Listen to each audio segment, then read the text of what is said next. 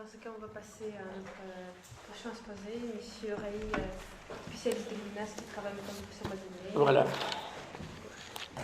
Merci. Bien, alors j'ai cru comprendre que Maldinet n'est pas forcément connu de tout le monde, même en France. Et je rappellerai la formule qu'a eu quelqu'un qui est encore plus mal connu que lui, Jacques Scott, qui était psychiatre et premier élève de Maldinet après la guerre à Gand, qui avait cette formule à propos de Maldinet: c'est le plus grand des méconnus et le plus méconnu des grands. Voilà. Mon exposé portera sur la plainte mélancolique, telle qu'elle est analysée au début de l'ouvrage Penser l'art et la folie. C'est une conférence qui s'appelait Psychose et présence. Mais il y a à d'autres moments de cet ouvrage et dans d'autres publications des références fréquentes à la plainte mélancolique. Ce qui me permettra d'évoquer quelques concepts majeurs de Maldinet, dans le champ de la psychopathologie, mais aussi dans d'autres champs. Maldinet énonce ceci, je cite: « Il y a du présent parce qu'il y a présence.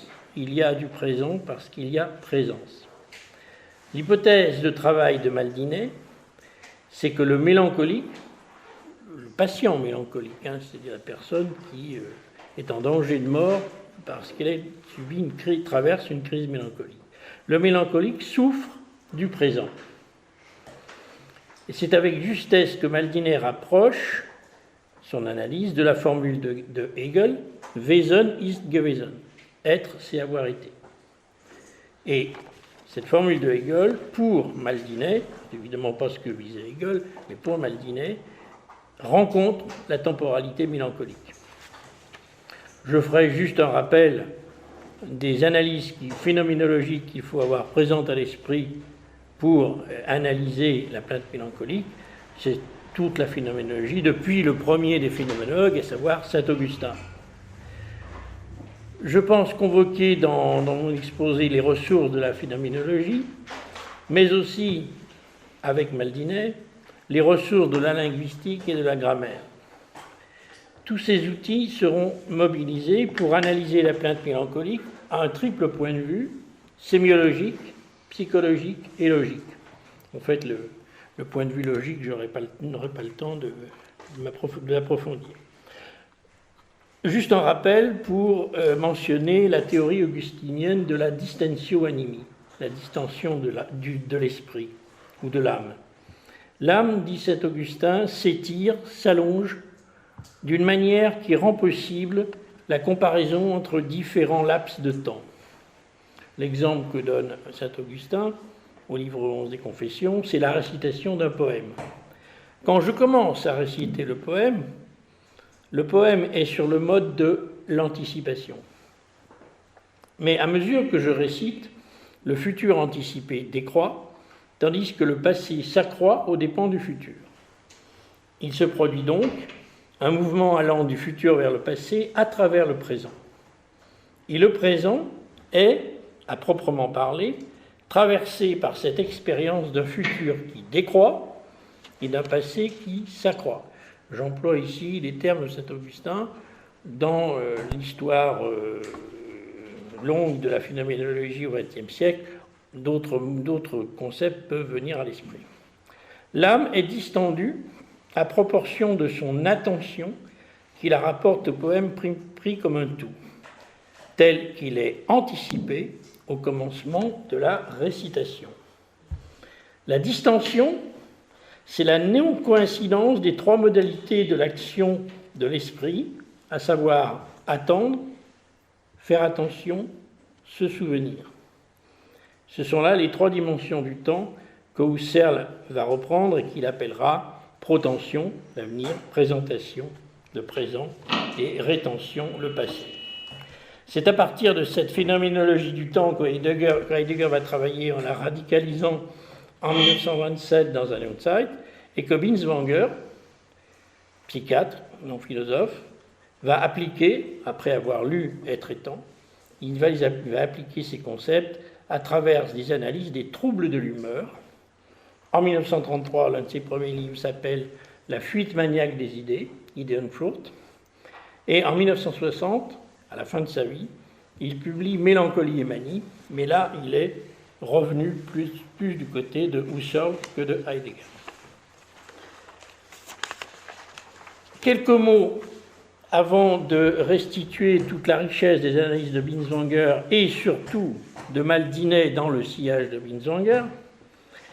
Je voudrais simplement rappeler l'intérêt que Heidegger portait à la psychiatrie et les travaux communs de celui-ci, donc de Heidegger, avec des psychiatres.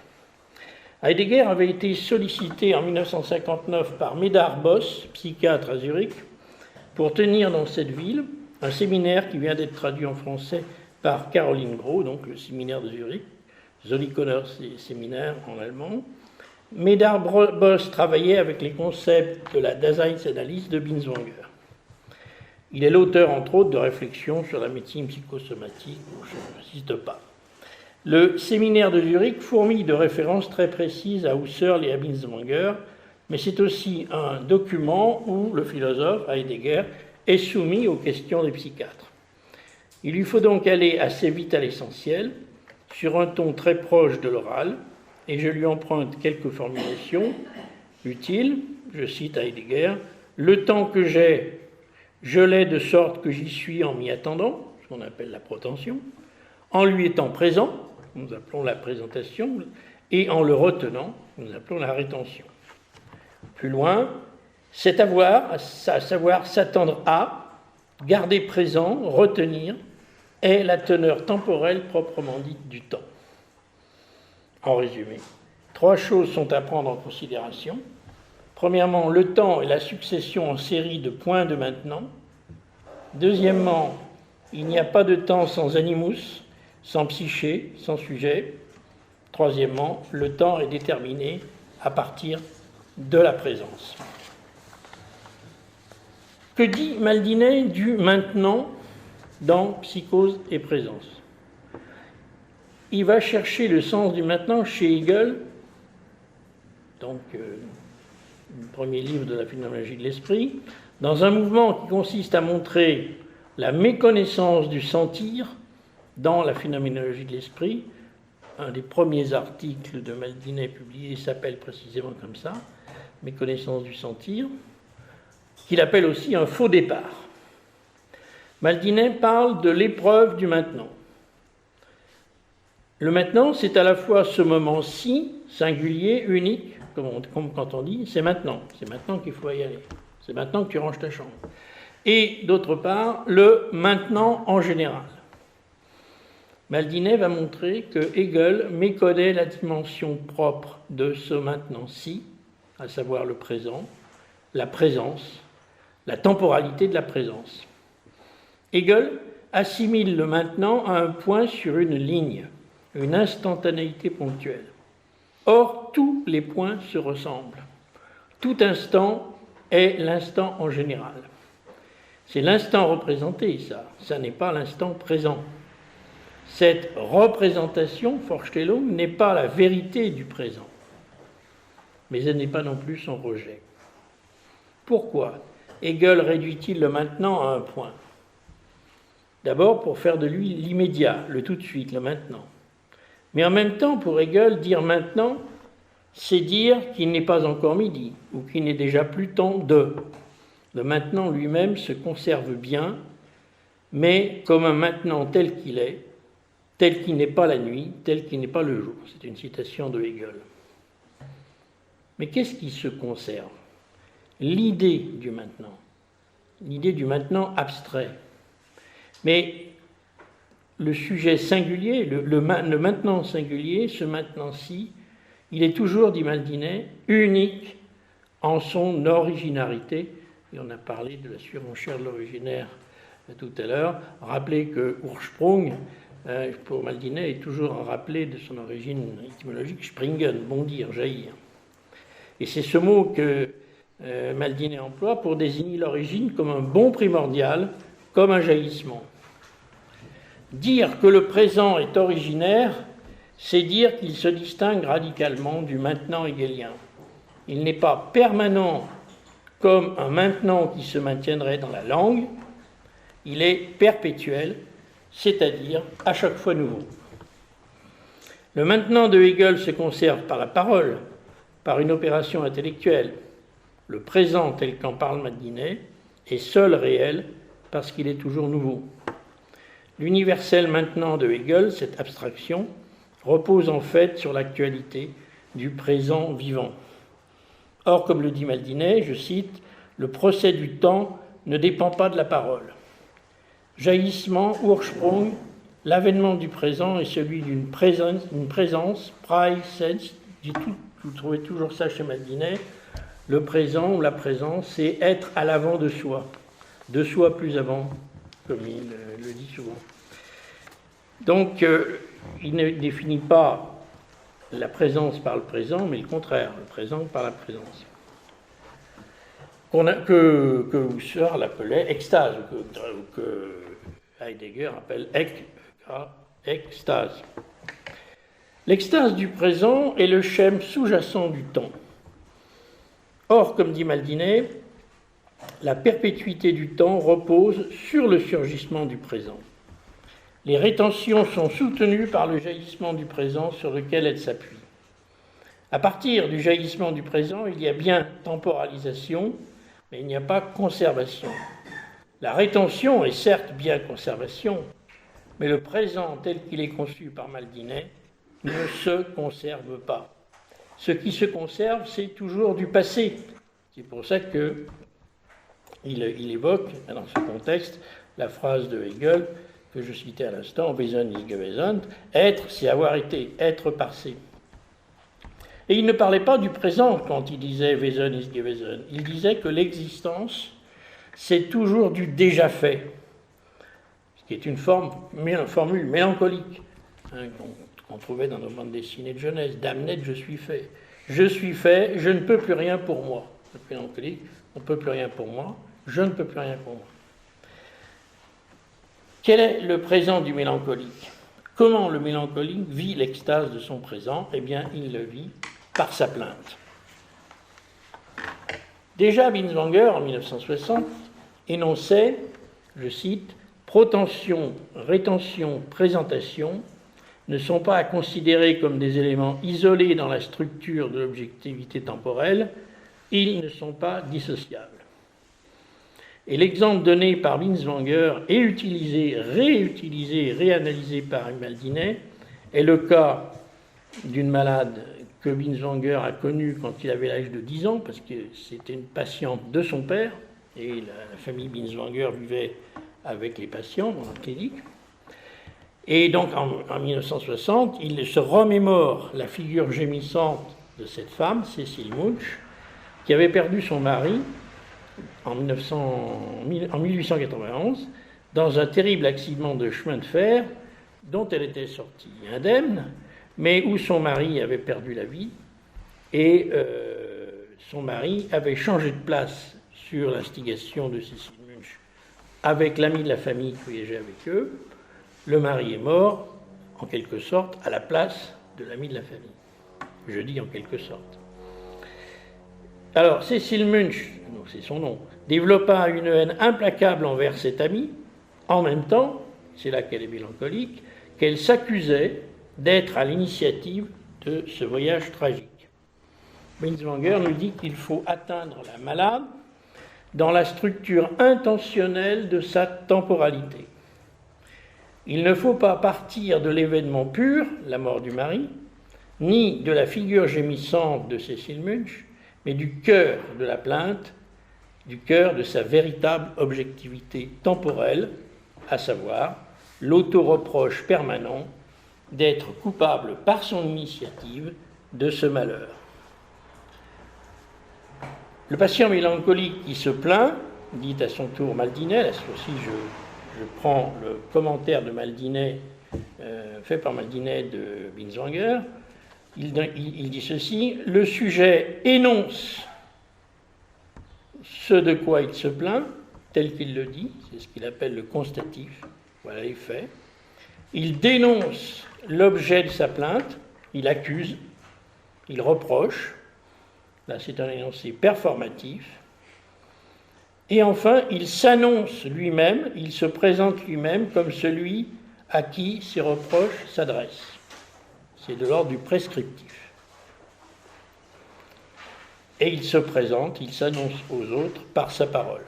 Je parle de Cécile Munch, mais ceci est valable pour toute personnalité mélancolique en temps ordinaire et à plus forte raison en temps de crise. La parole du mélancolique est une doléance, c'est sa fonction expressive. Je cite Maldinet, « Dans l'interminable ennui de la plainte, la variation monotone de son contenu montre que le mélancolique est en quête perpétuelle de nouvel objet, à l'image de ce qu'il a perdu. » Freud le disait déjà dans Deuil et mélancolie, le mélancolique substitue une perte d'objet après une autre perte d'objet. Il a toujours perdu quelque chose, au point qu'il ne sait pas exactement ce qu'il a perdu, mais il a toujours perdu. La plainte, et c'est là qu'on est chez Maldinet, est une phrase. Les mots y suivent une mise en forme syntaxique. Mais en même temps qu'il y a une mise en forme syntaxique, Maldinet dit qu'il faut l'entendre comme un cri. C'est l'articulation de la plainte qui la rapproche du cri. Quand elle est stabilisée dans une forme ultime, la plainte, celle-là même à laquelle elle aboutit toujours, eh bien, nous sommes dans le ressassement circulaire de la mélancolie. Reprenant plus en détail l'analyse de la plainte de Cécile Munch, Maldinet insiste sur... Alors, la phrase c'est « Si je n'avais pas proposé ce voyage, virgule, alors je n'en serais plus là. Je n'en serais pas là. » Et Maldinet essaye de montrer que dans la proposition « si je », etc., qu'on appelle la proposition antécédente ou conditionnelle, eh bien le « je » n'est pas le même que dans la proposition conséquente, finale, « alors je n'en serai pas là ». Le « là » n'en serait pas là, je n'en serai pas là. Le « là » renferme, referme la patiente. Le « là » referme tous les possibles de son être au monde. Pour Cécile Munch, être au monde, être là, signifie être enfermé dans la situation présente. La plainte est le seul acte de parole qui lui reste. Elle partage cet acte de parole avec tous les autres patients mélancoliques, bien sûr. La plainte est banale et stéréotypée. Maldinet dit uniforme, et donc impersonnelle. Maldinet met à contribution un linguiste suisse qui est encore plus méconnu que lui, à savoir Gustave Guillaume, qui n'est pas un linguiste de l'école de Saussure, donc nous ne sommes pas dans le structuralisme des années 60. Gustave Guillaume disait « Comment interpréter la phrase « je n'en serais pas arrivé là » et l'expression « en arriver à » pour Gustave Guillaume signifie très précisément « arriver sans être parti ». Pour la clarté de l'exposé, Maldinet prend un autre exemple. Je prends la phrase suivante. Ouvrez les guillemets. À vouloir tout fonder, Descartes en arrive à douter qu'il existe. Je reprends. À vouloir tout fonder, Descartes en arrive à douter qu'il existe. Le « en » de « en arrive » ne commande aucune succession temporelle où il y aurait d'abord vouloir fonder et ensuite douter. Il y a redondance. Le temps commence après qu'il existe. Et Maldinet propose de distinguer cette phrase de cette autre, je cite, « De doute en doute, Descartes en arrive à se demander s'il existe. » On progresse de doute en doute, on progresse de phrase en phrase, selon un avant et un après, dans un temps objectif universel. Dans la phrase « à vouloir tout fonder », on passe d'un temps impliqué, avec présence de la personne, à un temps expliqué, objectif et sans personne. Le temps appliqué, c'est le temps vécu. Le temps expliqué, c'est le temps où je distingue passé, présent, avenir. C'est bien pourquoi on emploie l'infinitif d'ailleurs. Dans l'infinitif, il n'y a pas de passage du temps, ni futur, ni passé. Ce petit mot « en » renvoie aussi bien au « je » de la proposition hypothétique, si je n'avais pas proposé ce voyage, Mais il renvoie aussi au là de celui qui énonce la plainte. Le là où s'enfonce le mélancolique est le là d'un être subi. Le mélancolique subit l'être. C'est ce qui lui échoit, ce qui lui arrive, s'échoue là, selon un jeu de mots, échouer et échouage et échec. Nietzsche l'avait dit, klagen ist anklagen, se plaindre, c'est porter plainte. On voit bien dans le cadre de la plainte paranoïaque qu'on porte plainte contre autrui, tout autre. Mais qu'en est-il de la plainte mélancolique? Contre qui porte la plainte? Eh bien, contre elle-même. C'est ce qu'on appelle un auto-reproche, mais aussi contre une puissance étrangère qu'elle n'accuse pas vraiment, puisqu'elle est elle-même l'objet de sa plainte. Il y a dans la plainte comme une puissance destinale. Mais ce destin a la forme de l'universalité vide.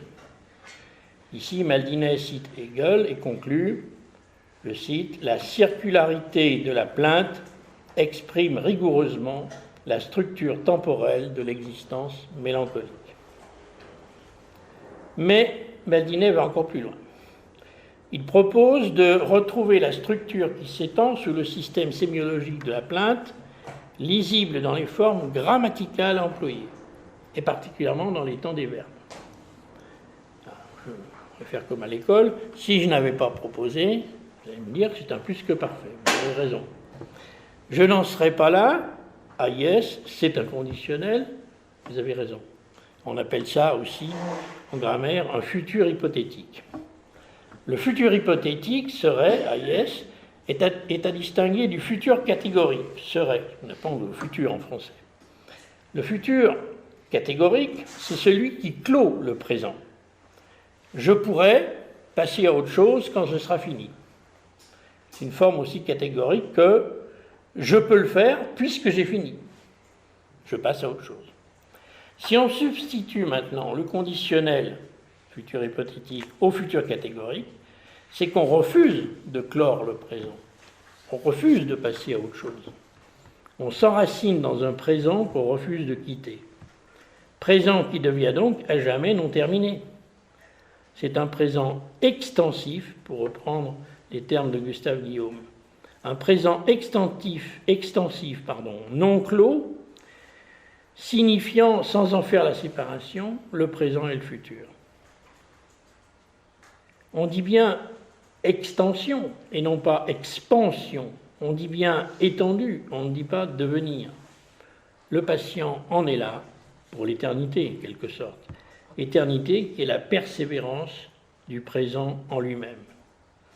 En outre, une plainte s'énonce souvent avec la conséquence « Ah, si seulement je n'avais pas », qui invite à une rétrospection sur un possible qui n'a pas eu lieu.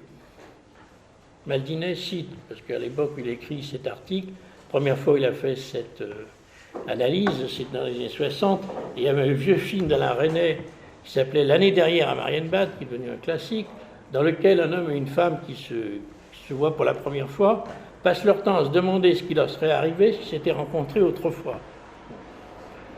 Destin non vécu, ou pour parler comme une guerre, protension vide. Revenons encore une fois, dernière fois, à la phrase de la plainte. Si je n'avais pas, plus que parfait, est symétrique de je n'en serais pas, futur hypothétique. Le plus que parfait est au parfait, ce que le conditionnel est au futur. On distingue le parfait défini, je fis, et là aussi le passé simple, du parfait indéfini, j'ai fait, passé composé.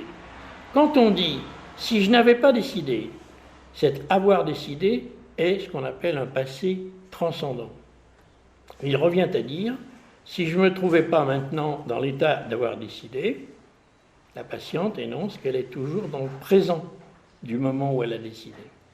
Mais c'est un présent qui signifie qu'entre ce passé et ce présent, il n'y a rien qu'un temps vide.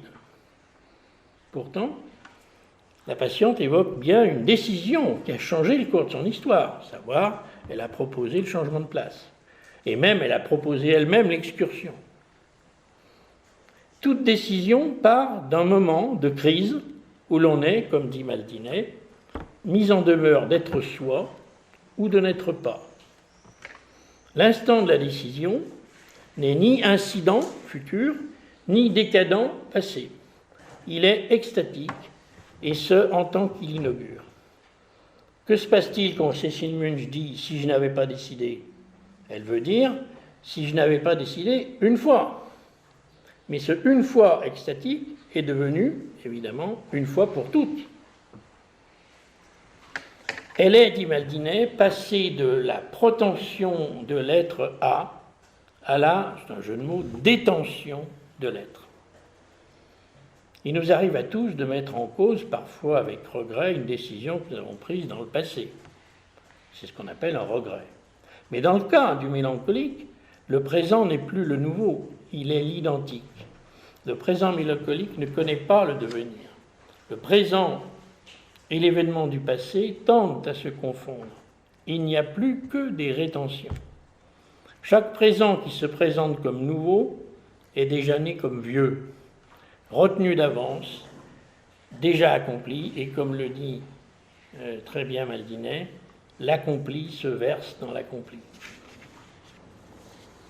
Où nous mènent ces analyses grammaticales et linguistiques? À mon avis, elles nous amènent à comprendre la structure de la cellule d'isolement que s'est édifiée la personne mélancolique. À l'intérieur de cette cellule, elle s'interpelle elle-même. D'une part, la plainte est un appel à soi, il retombe sur soi, comme elle le dit, moi et moi seul. D'autre part, le sujet s'interpelle, et là aussi jeu de mots, il s'interpelle comme la police interpelle quelqu'un. Elle l'arrête, la personne s'arrête, se met aux arrêts. On pense évidemment à Kafka. Le sujet ne sort pas de soi, ne quitte jamais la tautologie moi égale moi, et Maldinet va jusqu'à écrire « il est paradoxalement aliéné de soi dans une conscience autistique », je cite, « ne pouvant se tenir en avant de lui-même », je rappelle que c'est la définition même de la présence pour Maldinet, « ne pouvant se tenir en avant de lui-même, en existant, il se pose devant lui-même comme sa propre faute. Et de ce fait, le ressentir pathique inaugural vire en ressentiment. » Je dis pathique au sens très précis qu'il a chez Maldinet et Erwin-Strauss comme étant la base affective de l'existence qui est assez proche de ce que Henri appelle pathétique. Ce ressentiment exprime l'esprit de vengeance contre le temps, comme envers soi-même, contre ce qui fut et que le malade ne peut faire sien. Enfin, pour être complet, il faudrait analyser la structure logique de la phrase, si, alors, formule hypothético-déductive, mais j'abrège cette partie. Si ce sont bien les mêmes mots que ceux de la logique, ce n'est pas la même structure logique. Il ne s'agit pas d'implication, il s'agit de fatalité.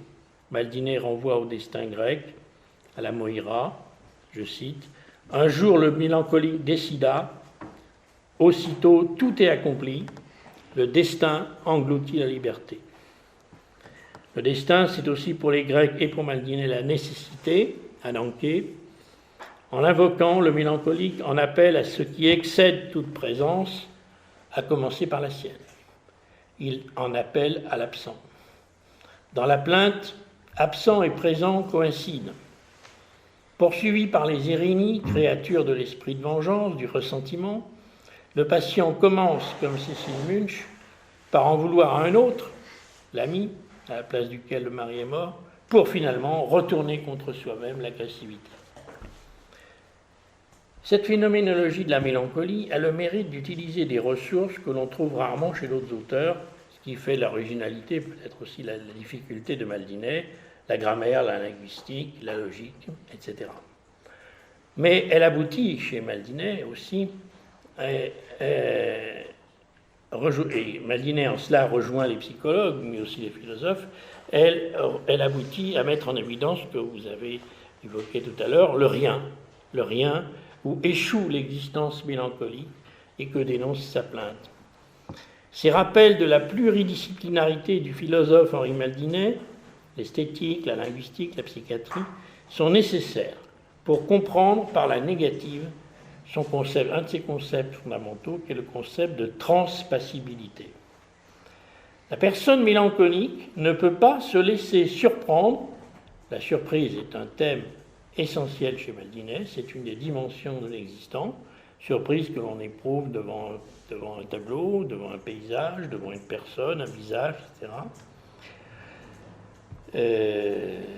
De même que la personne mélancolique ne peut pas véritablement rencontrer, autre grand thème de Maldinet, rencontrer et se laisser rencontrer par autrui. La rencontre est, la tuquée, la rencontre est l'autre dimension de l'être avec, comme la mise en présence, comme par exemple dans la mise en présence d'une œuvre d'art. Quand on dit que le mélancolique vit un présent impossible, c'est tout cela que cette expression recouvre. Littéralement, le malade n'en peut plus, comme il le dit, dans la mesure où le présent perpétuel est déconnecté de la présence qui sous-tend ce présent. Cela va bien plus loin que la recherche d'une cause dans un trauma initial. Alors, on pourrait dire, bah oui, tout son malheur a commencé le jour où, comme elle le dit, où il a entrepris ce voyage. On trouverait là une causalité. Eh bien non, le passé n'a pas valeur d'explication, sinon pour contextualiser l'histoire individuelle de la vie du patient. Qu'est-ce qui vous est arrivé? Racontez-moi en quelques mots. Bon, voilà. Mais tout le travail reste à faire après, évidemment. La recherche d'une voie d'accès au présent authentique est à la fois le travail propre de Maldinet, qui nous intéresse aujourd'hui, et l'effort, mais ça ne s'adresse pas à nous, que tout thérapeute devrait entreprendre pour rencontrer le patient et l'aider à s'ouvrir à son propre avenir. Ça, c'est pas à nous de le faire. Voilà.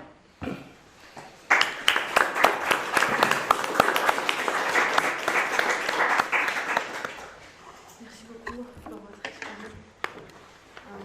Est-ce qu'il y a des questions? J'ai une question triviale. J'ai écouté l'analyse de la mélancolie qui est cohérente, qui est bien foutue, qui est impressionnante. Et je me suis demandé, est-ce que tout ce que dit Maldinet, cette analyse de la mélancolie, ça ne rejoint pas le redoutable secoutoir des amis à la personne qui est trop longtemps malheureuse à propos d'une perte? Bien qu'il y a des moments où, quand tu continues à dire que tu es malheureux d'avoir perdu un proche, ou d'avoir échoué quelque part, ou d'avoir raté un amour, il y a un moment où l'entourage agacé, tu dis secoue-toi.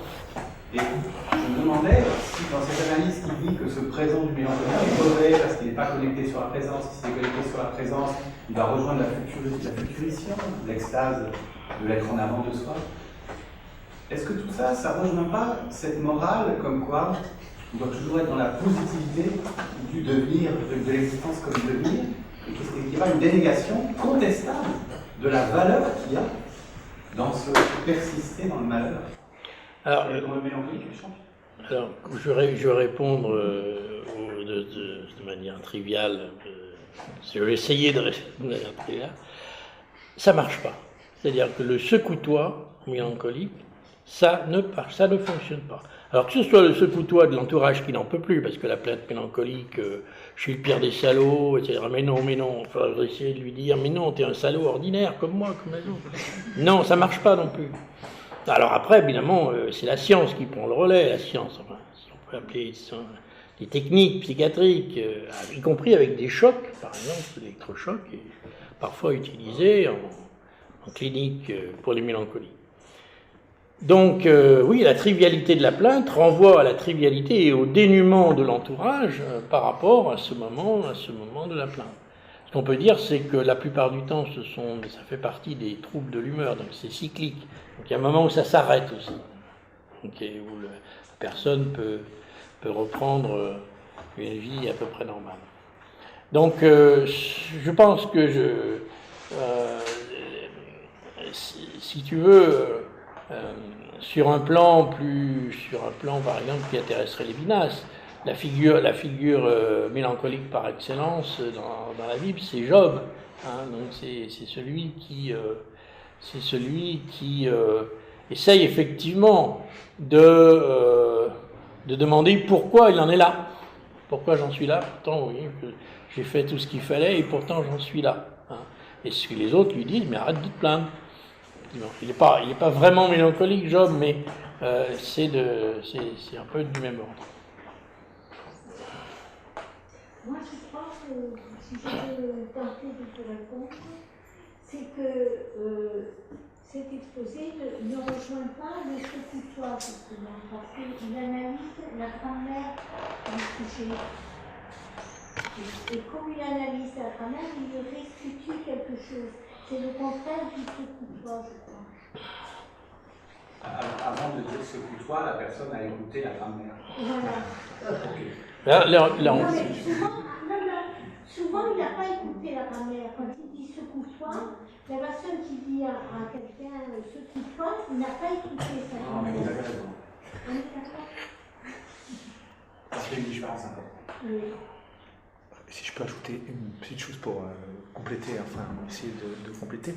Le problème, c'est pas un déficit d'activité, parce que quand tu dis secoue-toi, etc., c'est bouge-toi. Oui. Alors que ce que pointe Maldinet, c'est plutôt un déficit d'affectabilité. Hein, et le concept de transpassibilité, et qui est le concept clé effectivement de sa psychopathologie, il ouvre là-dessus, c'est-à-dire ce dont souffre le mélancolique, ce qu'il a fermé en quelque sorte, ce qu'il a clos, c'est la possibilité d'être affecté.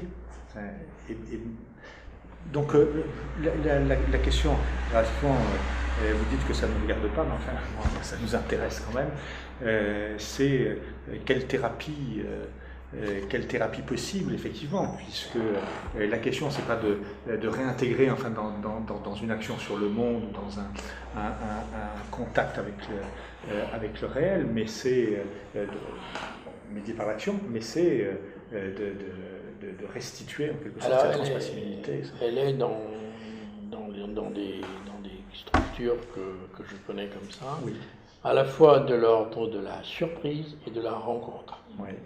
C'est-à-dire qu'on ménage dans ces institutions le plus possible de rencontres de personnel ou d'autres patients différents, de manière à créer ce qu'on appelle parfois des transferts dissociés, telle personne à telle personne. Rencontrer telle personne qui proposera telle activité à laquelle jusqu'à présent le patient se refuse. Et là, quelque chose se passe de l'ordre de la rencontre. Donc c'est les ressorts thérapeutiques, mais j'en parle bien en aise, mais là les ressorts thérapeutiques sont ceux-là même qui fonctionnent chez Maldinet, à savoir la surprise et la rencontre. Mais ça se ménage, hein, parce qu'un mélancolique lancé dans les rues de Paris ne rencontre personne, hein, dans le métro on ne rencontre personne. Mais lorsque dans une structure, il faut que ce soit une structure qui ait pensé justement toutes ces choses-là, il faut rendre possible ces rencontres. Parce que si on rencontre toujours les mêmes, eh bien, les autres se lassent et la personne ne rencontre que du même. C'est quand elle rencontre autre chose que le même que quelque chose peut se produire. Vous avez une question? Oui. Est-ce que, justement, du point de vue thérapeutique, ce que j'entendais, c'est du coup, là, dans cette perspective de Maldinet, il y a peu ou pas de langage. Est-ce que c'est bien ça que ça veut dire? Oui. C'est-à-dire que vraiment, on est dans une perspective thérapeutique quand il s'agit de restituer la possibilité d'être affecté, mais ça passe pas par le langage. Parce que je pensais à d'autres choses, par rapport à comment ça se passe, quoi. Je pensais par exemple à Roustan et à sa mise à distance de la psychanalyse forte, et qui chez lui passe par l'idée, alors avec toutes les choses sur l'hypnose Toute la différence entre Maldinet et Lacan, par exemple, porte sur le langage. Voilà. Différent de Maldinet par rapport à Lacan. Et aujourd'hui, par rapport à Freud, parce qu'il a pris ses distances aussi avec Freud, porte sur justement le signifiant, la logique du signifiant et sur le langage. Donc, il prétend travailler sur une couche antérieure au prédicatif, qu'il appelle le pathique, qui est précisément sa communique et ça agit en dessous du niveau langagier. Ça, toutes choses égales par ailleurs, ça ressemblerait, du coup, enfin, de ce point de vue-là, c'est comme chez Rostand. Oui. Sauf que le modèle de Rostand derrière, c'est plutôt quelque chose qui ressemble à Michel Henry. Oui, oui, oui. Est-ce que l'idée, c'est de couvrir la crise d'une certaine manière, la crise existentielle, de réexposer le moment crise? Parce que proposer des rencontres, bon, évidemment, c'est pas je vous présente quelqu'un que vous n'avez jamais vu. Enfin, Oui, non. Il faut qu'il y ait cette dimension de crise. Alors, la crise, effectivement, comme dit toujours Maldinet, c'est au sens grec, c'est être soi ou être rien. C'est-à-dire être soi ou rester mélancolique.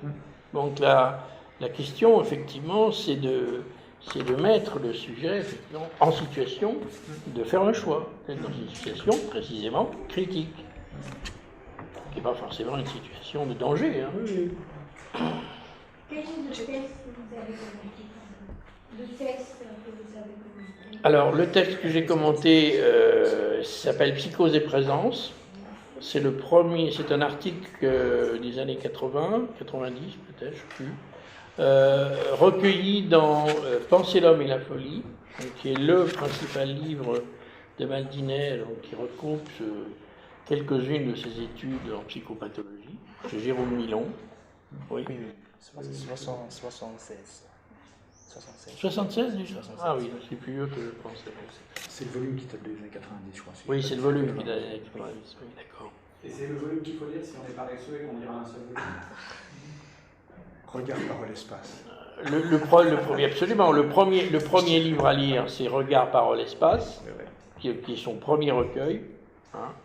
Et notamment dans Regard, parole, espace, il y a le faux départ, la phénoménologie de l'esprit, l'article de Maldinet sur la certitude sensible. Et il y a un article fondamental aussi sur Erwin Strauss et le pathique. Voilà. Je commence par ça. Merci pour votre exposé.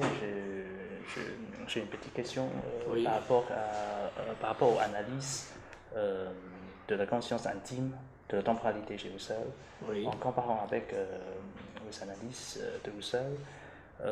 Est-ce que vous pensez que la singularité de Maldinet dans ce texte que vous avez commenté récite dans les analyses linguistiques, en particulier l'exemple de le maintenant signifie à la fois le singulier et l'universel, et le mouvement dynamique entre le singulier et l'universel. C'est-à-dire que ce niveau linguistique, à mon avis, n'est pas présent dans les analyses de la conscience intime de la temporalité chez Husserl, mais Oui. Husserl a une autre analyse sur le langage dans l'origine de la géométrie, par exemple. C'est ça. Oui. Et donc, est-ce que vous pensez que Maldinet a fondé les analyses de la conscience intime de la temporalité de Husserl sur la base des expériences mélancoliques et aussi des expériences linguistiques, plus concrètement que... Je pense qu'il est fidèle en gros aux leçons sur la conscience intime du temps, mais je pense qu'il rajoute une couche supplémentaire qu'il appelle, que Gustave Guillaume appelle le temps impliqué, hein, qui est une modalité de la durée, on dira, pour aller vite, hein, qui n'intéresse pas Husserl. Husserl s'intéresse il y a la protension et la rétention, et puis il y a la tension qui est derrière cette façon d'expliquer le temps.